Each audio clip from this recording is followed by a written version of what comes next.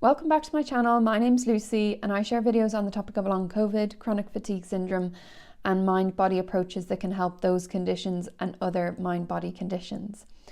Today's video, I wanted to talk about this question: why do people with long COVID, chronic fatigue syndrome and chronic pain have similar personality traits? I think this is a really interesting area and it's important as something to consider when you're recovering and how much these personality traits are affecting you.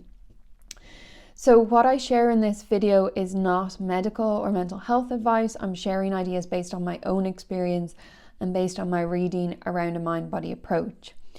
So a lot of people tend to have similar personality traits like perfectionism, people-pleasing, being an achiever. Anxiety can also be something that can be common in people with these conditions. These personality traits range. It mightn't be the case that everyone with these conditions have these exact personality traits, or it might not be the case that they show up in the same way for different people. For instance, I would call myself a perfectionist, but I'm definitely not a perfectionist in many areas of my life, maybe just certain areas. There are many tasks I can do and not perfect them. But I think a lot of these traits, they can be common, and it can be really interesting to see how many people can have similarities in this area. This can be one area to think about in terms of recovery, in terms of whether perfectionism could be affecting how you're managing your recovery and whether it's impacting how you recover. Another thing to say is that these personality traits can be really positive as well. So doing a task to a very high standard can be a great thing in many areas of life. In the workplace, being someone who strives to achieve might mean that you have accomplished many great things. Being someone who people pleases, it might mean that you are a very caring person and that you help others and that you are able to empathize with others and understand others' situations. So it can be helpful to think of this as a spectrum and not to just think of these traits as unhelpful or bad, because there are certain traits that can serve us in some way, but also impact us negatively in other ways. One way that I like to think about it is, how much is this impacting your life on a day-to-day basis in a way that makes your life more difficult or means that you don't have enough time to do the things you enjoy, or that you are not actually making progress in what you'd like to make progress in. So for instance, if you are a perfectionist and that means that you never are able to complete a task because it has to be so perfect, or that at least it takes a really long time to complete any task, or that you never will show anyone your work, or that you will feel like you're getting caught up in all of the detail all of the time, I think something you might see as having an impact on your day-to-day functioning in a way that's not helpful for you. And so these traits can be beneficial in some ways, but if they are really taking over and making our lives actually a bit harder, then that's a clue that maybe it's something to look at and think about how it impacts you and how you can become aware of it and maybe even change some of these traits. One of the reasons that people with these conditions end up having similar personality traits is that with these personality traits, often they were developed to protect us in some way, to stay connected to others. So as a child, we learned in order to connect with a caregiver, it might have been that we had to care for that person, or that in order to feel accepted, we needed to achieve a lot or do really well, get perfect grades, that we needed to prove ourselves in some way to feel connected, or to feel like we belonged, or to feel like we were loved. And it might not have even been the case that a parent or guardian said to you, you have to do everything perfectly, or you have to achieve very highly. It could also be inferences that we made as children. We may have seen that everyone around us was achieving a lot. We may have seen that this was one way that we could stand out and be noticed and be given attention, when maybe as a child otherwise there wasn't as much attention for us. So there's different reasons why these traits can develop, but often they are a product of not having the connection that we really needed as a child, and not being able to express our emotions. So if we think about these personality traits, they are all in one shape or form a way of not being in connection with ourselves and with our emotions. So take, for instance, people pleasing. People pleasing is paying close attention to other people and what they need.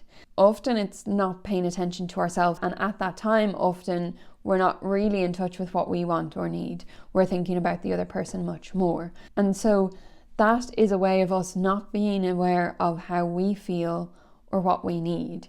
We might say yes to something without even realizing that we don't want to do it, because we haven't even been aware of how it might feel for us to not want to do that. It's a way that we can disconnect from ourselves by pleasing others, by focusing more on others, by thinking about others' needs, others' feelings, and not being as aware of our own. High achievement as well is a really good way of ignoring our own needs, because many people who achieve highly will know that in order to achieve highly, you have to push yourself through difficult challenges.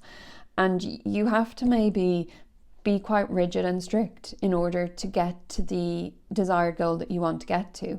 So that might mean that you are not letting yourself have a break on a regular basis when you're working, or when you're working towards this goal. It might mean that when you wake up one morning, you don't want to go and do this sport or this training, that you push yourself to do it anyway, because even though you feel tired, you know that you have to train in order to get results. So you are capable of pushing yourself through other needs and feelings that you might have. And of course, this can be a good thing in certain circumstances, but it also shows that you have an ability to push through and not attend to your own needs. Achieving highly can also be a way of seeking safety, seeking belonging, seeking some type of validation or sense of self, sense of identity. And often belonging, sense of identity, or being seen to be doing well or to fit in, what people are striving for really is to feel safe within a community, or to feel safe in being validated as being a person who can be really independent or achieve things in a way that shows that they are really capable. This also is something that we might be doing in order to seek a feeling of safety, but it's actually not helping us be in touch with our own needs and our own ability to notice emotions and be with emotions. Perfectionism is very similar. So it might be that in order to feel like you are doing well or fitting in, you want to have everything a certain way, in a controlled way. And similar to achievement, to get something perfect, you have to push yourself to a certain extent and maybe ignore the times when you really feel tired and you want a break in order to do well and to get everything as perfect as you can. It's also often related to being self-critical as well. Your standards are standards that are hard to ever meet. And when you don't meet those standards, you criticize yourself for not having things perfect enough. And it feeds this cycle of searching for a sense of safety through perfection, but never actually really attaining it, and feeling bad or feeling like you failed when you're not quite reaching that. Perfectionism also can be related to an experience where maybe you are trying to form a sense of identity in being the good child, the perfect child, the perfect daughter. It might be that you're really trying to live up to expectations of others. And those expectations might not be what others have said to you, but it might be what you perceive as being important.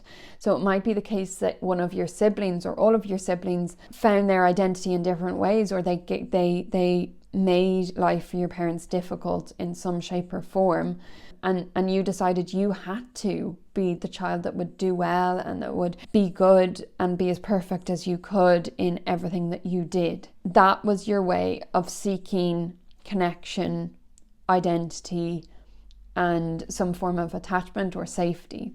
And I think these traits, once we have them, it's very hard not to operate in that way, just because we're so used to it. But it is possible to change these traits. It's possible to notice that these are actually maladaptive or less helpful in certain instances. And it can be helpful in terms of both recovery and your life going forward to notice these traits, because sometimes it means that there's an emotion behind them that we're not aware of, there's a need, or that we are getting stuck into a sort of form of hypervigilance that is not very helpful for us.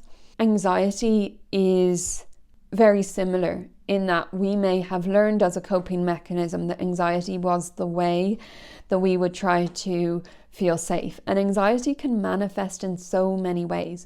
So for some people, it might be that they want control over aspects of their environment in order to feel safe. And they have different ways of trying to control it. It might be a sense of hypervigilance that's really high on a regular basis, where they are being vigilant of what they're doing well, what they're not doing well. It might manifest in terms of worrying all of the time, so always thinking about what if this happens, what if that happens, feeling as though there's just so much risk of things going wrong and not being safe. Anxiety can also manifest in avoidance, so it might mean that you have always avoided certain things in your life because you didn't feel safe and you wanted to stay in a certain level of safety and security without going out of your comfort zone.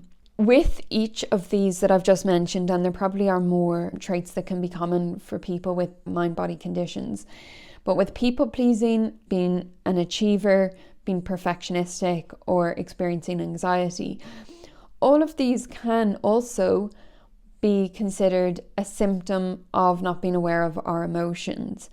So if you notice that your people pleasing is really heightened, or that your perfectionism is really much worse on a particular day, you can start to inquire with yourself, okay, what's behind this? How do I actually feel?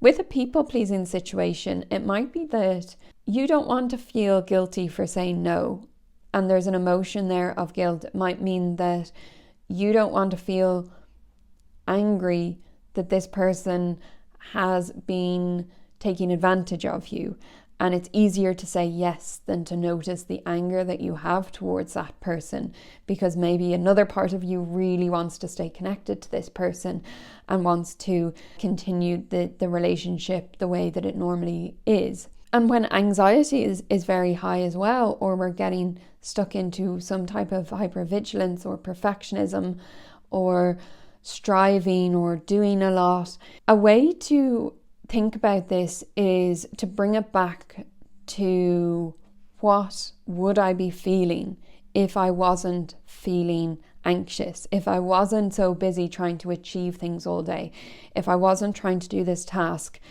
so perfectly, how would I be feeling? What else would be going on in my life that maybe I need to pay attention to? Are there other feelings there? Even when symptoms reduce, sometimes people will still feel that these personality traits are taking over. They are not able to connect with themselves in a way that's most helpful for them. And I think the most simple reason for this is just that it takes quite a while to change if this is how we've been for our whole lives.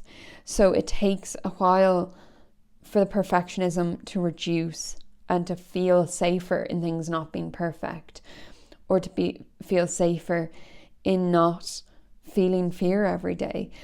There can be a level of comfort in what is known, which might be that sense of anxiety or always seeking perfection.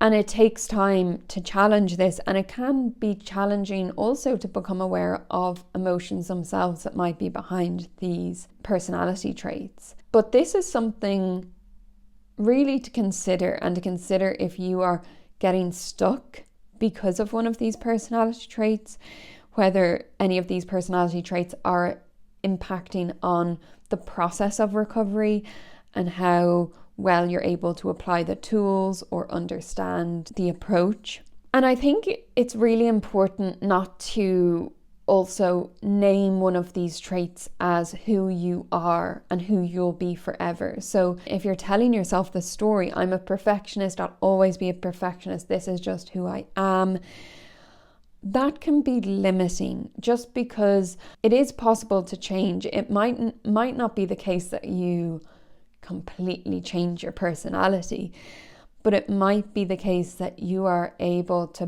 be content and feel safe without being so anxious or perfectionistic, or without striving to achieve all of the time. I think these are things you can work on in the long run as well. I would never tell anyone that this is something you can change overnight, because I do think it takes time, but it is possible, and many people come out the other side of a mind-body condition being able to live in a more relaxed way without these personality traits playing such a big role in maintaining their symptoms, or not being aware of emotions, or I suppose making their life a bit more challenging. If you liked this video, please like and subscribe. If you have any other suggestions of topics that you'd like me to cover, feel free to put a comment below. If you identify with having one of these personality traits that you notice is hard to work on, also put a comment below and share your experience. Also, if you'd like to join the Facebook group or follow me on Instagram, there's links in the description. If you're interested in coaching in terms of learning how you can work on some of these traits, feel free to get in touch with the links below. Thanks for watching, and I will see you in the next video.